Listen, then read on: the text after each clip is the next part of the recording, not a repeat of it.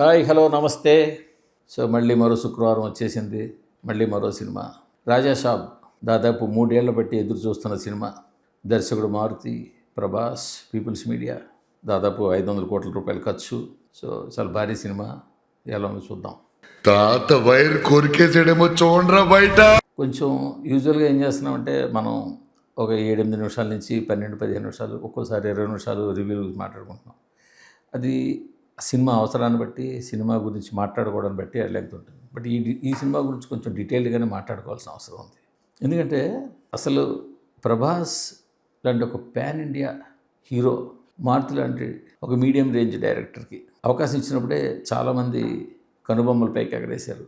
Fans అయితే troll చేశారు. అవన్నీ కూడా తర్వాత వచ్చిన టీజర్ తోటి సద్దుమణిగాయి. తర్వాత మళ్ళీ ఫస్ట్ ట్రైలర్తో కొంచెం కామెంట్లు వినిపించాయి. మళ్ళీ సెకండ్ ట్రైలర్ తోటి హోప్స్ పెరిగాయి.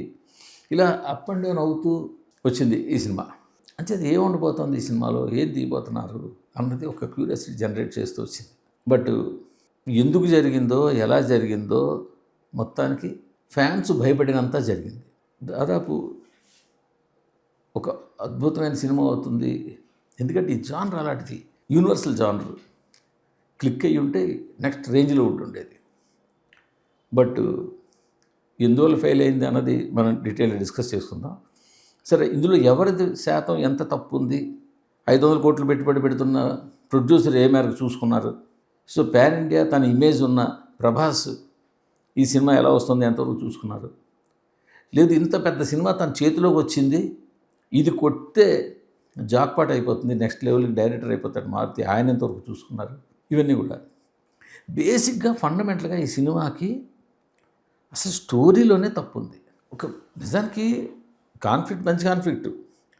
ఒక మనవడు నానమ్మని ఎలా కాపాడుకున్నాడు, ఆ నానమ్మకి ఎవరి నుంచి ప్రమాదం ఉంది, ఆ ప్రమాదానికి రీజన్ ఏంటి, ఇది నిజానికి ఒక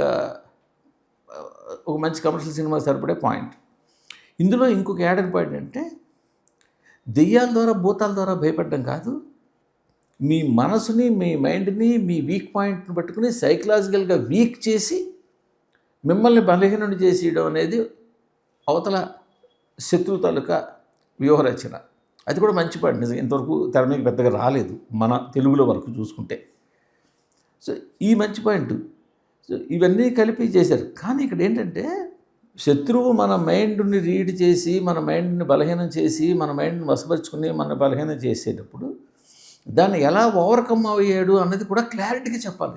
ఇంకా కరెక్ట్గా చెప్పాలంటే కామన్ మ్యాన్ కూడా అర్థమయ్యేలా చెప్పాలి. దీన్ని ఎలా ఓవర్కమ్ అవ్వాలి. ఇప్పుడు మిగతా చోట్ల ఏంటంటే దేవుడి శక్తి సాయపడిందా, ఓ కుంకుమ బొట్టు సాయపడిందా, ఓ సిలువు సాయపడిందా, ఒక తాబీజ్ సాయపడిందా, ఇవన్నీ ఉంటాయి. ఇక్కడ అది కాదు. ఇది సైకలాజికల్ మైండ్ గేమ్. ఈ మైండ్ గేమ్ను మైండ్ గేమ్ తోటే దాటాలి. అది ఎలా దాటేయడంతో క్లారిటీ కావాలి. ఇది చెప్పడం చాలా కష్టం. మాట్లాడుకోవడం, కథగా చెప్పుకోవడం ఈజీ, బట్ తెర మీద తీసుకురావడం చాలా కష్టం. దీనికి మారుతికి, దర్శకుడు మారుతి 2 పార్ట్లు దీనికి. ఒకటి, ఆ సైకలాజికల్ మైండ్ గేమ్ని ఎంత బాగా ఎస్టాబ్లిష్ చేయాలో అంత బాగా ఎస్టాబ్లిష్ చేశారు. చివరి ప్రీ క్లైమాక్స్ నుంచి క్లైమాక్స్ పాట అదంతా అదే. సో ఆ విజువల్స్, ఆ కంప్యూటర్ గ్రాఫిక్స్ అవంతా అద్భుతంగా ఉన్నాయి. బట్ దాని నుంచి ఎలా బయటపడ్డాడు అన్న దానికి అంత క్లారిటీ ఇవ్వలేకపోయాడు. రెండోది, కథలో అసలు లాజికల్ మిస్సింగ్స్. అసలు మనకి యాంటీ సెంటిమెంట్ కథ. ఈ మధ్యన మన వాళ్ళు అంత కథ ముందు చెప్పేస్తున్నాడు. కథ చెప్పకుండా, కథ కొంచెమైనా చెప్పకుండా రివ్యూ చెప్తే మీకేమీ అర్థం కాదు. కొద్దిగానే స్పాయిలర్స్ లేకుండా కొంతైనా చెప్పాలి, తప్పదు. ఇప్పుడు తాతే నాయనమ్మని చంపాలనుకుంటే మనవాడు తాతని ఎదిరించి మా నాయనమ్మని కాపాడుకున్నాడు. ఇది పాయింట్. అసలు బేసిక్గా తాత అనేవాడు నాయనమ్మని పెళ్లి చేసుకుంటే నాయనమ్మ ఆస్తి, నాయనమ్మ హోదా అన్నీ తాతవే కదా. దానికోసం వాడు ఎందుకు వదిలేసిపోవడం? అసలు వదిలేసిపోయి ఏదో కట్టాడు, ఎక్కడికి వెళ్ళాడు, ఏంటో అసలు అస్సలు ఇక్కడ లాజిక్ మిస్సింగ్.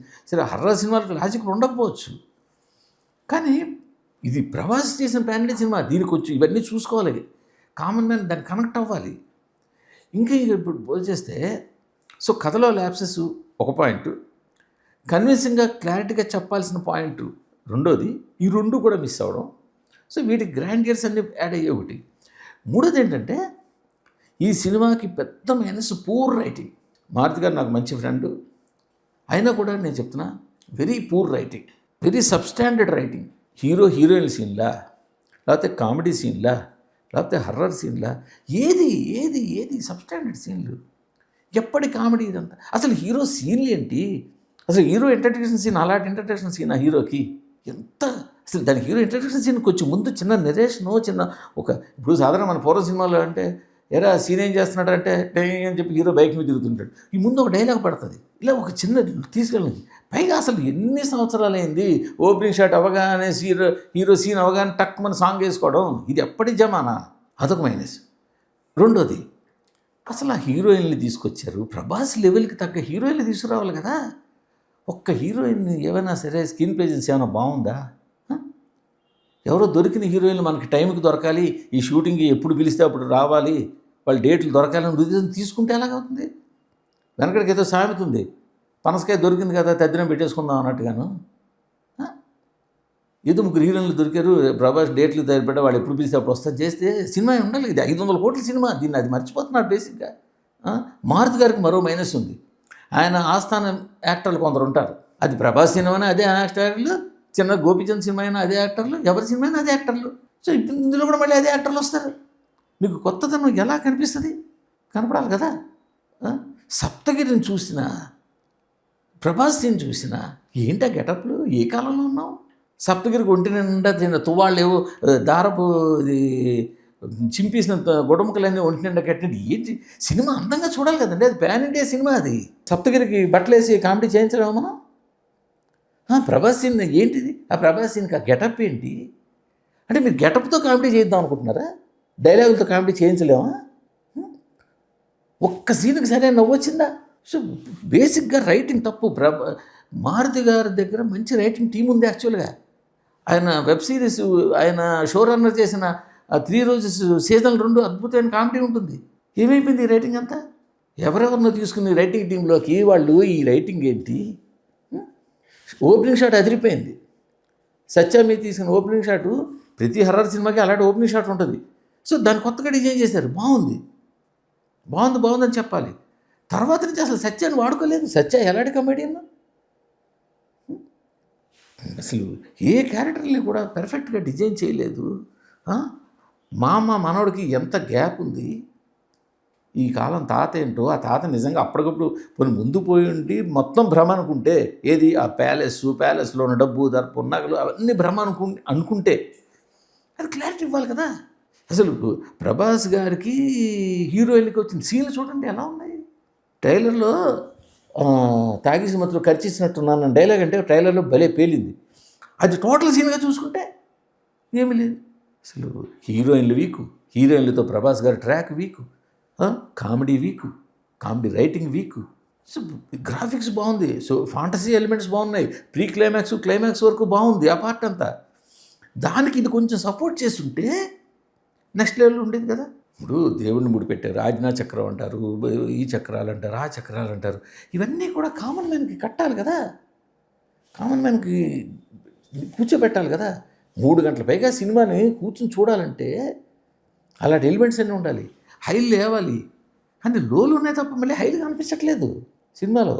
ఇప్పుడు అది ఎడిటింగ్లో జరిగిందా, లేకపోతే ఎవరు ప్రమేయం ఉంది, ఏం చేశారు, అవన్నీ ఇక్కడ ఎవరు చూడరు. దీనికి డైరెక్టర్ మారుతి ఆయన అంటారు. ఇప్పుడు దీనికి ఎవరు బాధ్యులో ఏంటని కదా. ఇప్పుడు కథా స్క్రీన్ ప్లే అప్పలరాజు సినిమా ఉంది, రామ్ గోపాల్ వర్మ ఉంది, మంచి ట్రాజడీ సినిమా తీసుకొద్దాను దర్శకుడు వస్తే కామెడీ సినిమా తీస్తారు. సో ఆ విధంగా ఏదైనా మారి ఉండొచ్చు, బట్ అల్టిమేట్గా రిజల్ట్ వచ్చేసరికి పంటల నిజానికి మంచి మంచి విజువల్స్ ఊహించారు మారుతి. ఒక మంచి ప్యాన్ ఇండియా విజువల్స్, ఆ ఇసుక తుఫాను కానీ, వాటర్ కానీ, మొసలి కానీ, ఈ ఫైట్లు కానీ, ఈ ఫైట్ల నుంచి చేసేవి కానీ, ఇవన్నీ కూడా మంచి మంచి ఎలిమెంట్స్ ఉన్నాయి. ఇవన్నీ పక్కన పెడితే ఇంకా మారుతి గారు, ప్రభాస్ గారిని పక్కన పెడితే, నాకు ప్రభాస్ గారు ఈ సినిమాల్లో ఆల్రౌండ్ సినిమా మిర్చి నాకు చాలా ఇష్టం. సరే బాహుబలి అద్భుతమైన సినిమా, బట్ మిర్చి ఒక కమర్షియల్ ఫార్మాట్లో ప్యాన్ ఇండియాతో సంబంధం లేకుండా అద్భుతమైన సినిమా. డార్లింగ్లో ఎంత అందంగా ఉంటారు, మిర్చిలో ఎంత అందంగా ఉంటారు, బాహుబలిలో ఎంత అందంగా ఉంటారు, మొన్న రాధేశ్యాములు కూడా పర్వాలేదు, కల్కిలో ఎంత ఫన్ చేశారు, చిన్న సబ్టిల్ ఫన్. అలాంటి ప్రభాస్ లుక్స్ ఏంటో ఎందుకు కేర్ తీసుకోవాలి కదా. డైలాగులు చెప్పినప్పుడు ఆ, కెమెరా ఎక్కడెక్కడ ఫోకస్ చేయాలి, ఎక్కడ ఫోకస్ చేయకూడదు అవన్నీ చూసుకోవాలి కదా. కెమెరా ఫోకస్ చేసేటప్పుడు ఎన్ని షార్ట్స్ అన్ని చూసుకోవాల్సి ఉంది. ఎంత ఇప్పుడు ఏ హీరో అయినా ఏ యాక్టర్ అయినా కొన్ని యాంగిల్స్లో ఒకలా ఉంటారు, కొన్ని యాంగిల్స్లో ఉంటారు. అవి కదా చూసుకోవాల్సింది ఇవన్నీ. చూసుకోకుండా ప్రభాస్ని ఫ్యాన్స్ని డిసప్పాయింట్ చేశారు, సినిమా లవర్స్ని డిసప్పాయింట్ చేశారు. ఆ, నిర్మాత కష్టం, డైరెక్టర్ కష్టం. 3 ఏళ్ళు కష్టపడ్డ డైరెక్టర్కి ఎంత మనోవేదన ఉంటుంది. ఇప్పుడు కోరి ఏ డైరెక్టర్ కూడా ఫ్లాప్ సినిమా తీయడు. కానీ ఇంత పెద్ద సినిమా చేతిలోకి వచ్చినప్పుడు ఇలాంటి రేటింగ్ చేయడం అంటే మాత్రం అది స్వయంకృతాపరాధమే, అందులో డౌట్ లేదు.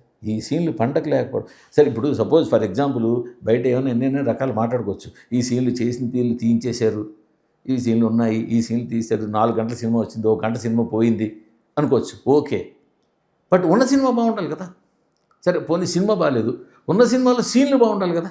ఉన్న సినిమాలో ఉన్న రైటింగ్ సీన్లు నేను మాట్లాడుతుంది, విజువల్ సీన్లు కాదు. విజువల్ సీన్లు ఎక్స్ట్రాడినరీ. విజువల్ సీన్ల వరకు కూడా మారుతికి కానీ ప్రొడ్యూసర్కి కానీ ఎవరికి వంక పెట్టడానికి లేదు, ఖర్చుకు కానీ ప్లానింగ్ కానీ. రైటింగ్ స్కిల్ గురించి మాట్లాడుకుంటే తీసి పక్కన పెట్టిగా సినిమాలోకి వచ్చిన రైటింగ్ స్కిల్లో ఏముంది? రైటింగ్ స్కిల్లో అసలు చాలా క్యాజువల్గా ఆ బైక్ మీద అలా పడుకుని వాడు ఒక అమ్మాయిని ఏడిపించి టక్మని లేచి చిన్న యాక్షన్ వగైరా కట్ చేస్తే సాంగ్. ఇది ఎప్పటి కాలం ఇది? మనం వింటేజ్ లుక్ తీసుకురావచ్చు, వింటేజ్ ఫీల్ కొంత వింటేజ్ సినిమా తీసి చూపించకూడదు. ఎందుకంటే టేస్ట్లు మారిపోతున్నాయి జనాలవి. ఇప్పుడు సలార్ని చూశారు, సాహోని చూశారు. ఇప్పుడు ప్రభాస్ని చూడాలంటే, డార్లింగ్ చూడాలంటే ఆ లైవ్లీనెస్ ఇది ఉండాలి. హీరోయిన్లు సరే లాజికల్ గురించి మనం మాట్లాడుతుంటే లాజికల్ ఇందాకనే చెప్పాను, లాజిక్ అడగకూడదు. లేదంటే అంటే నర్సాపూర్ ఫారెస్ట్లో ఉండడానికి ఏదో మన పక్కింటికి వెళ్ళినట్టు వచ్చేస్తుంటారు హీరోయిన్లు, వాళ్ళు అందరూ వచ్చేస్తుంటారు, ఎవరికి వాళ్ళు వచ్చేస్తుంటారు పక్కింటికి వెళ్ళినట్టు. ఏదేదో చేశారు. ఒక మంచి సినిమా అవుద్ది అనుకున్నాం, మారుతికి మంచి పేరు వస్తుంది, ప్రభాస్కి మరో ఫ్యాన్ ఇండియా సినిమా అవుతుంది, పీపుల్స్ మీడియాకి ఒక మంచి సపోర్టింగ్ మూవీ అవుతుంది. ఇవన్నీ ఎక్స్పెక్ట్ చేసుకుని వెళ్తే ఈ సినిమా డిసప్పాయింట్ చేసింది. సో బెటర్ స్పిరిట్ తోటి ప్రభాస్ గారి విశ్వరూపం చూద్దామని ఆశిద్దాం. మారుతి గారు మరొక మంచి సినిమాతోటి ఆయనకున్న స్ట్రెంగ్త్, అసలు మారుతి స్ట్రెంగ్తే ఎంటర్టైన్మెంట్. బలిబెల్ల మగాడివే కానీ, ప్రేమ కథా చిత్రం కానీ, ఎలాంటి ఎంటర్టైన్మెంట్ సినిమాలు. సో అలాంటి రైటింగ్ మళ్ళీ ఆయన పెన్లో కనిపిస్తుందని ఆడుకుందాం. సెలవు.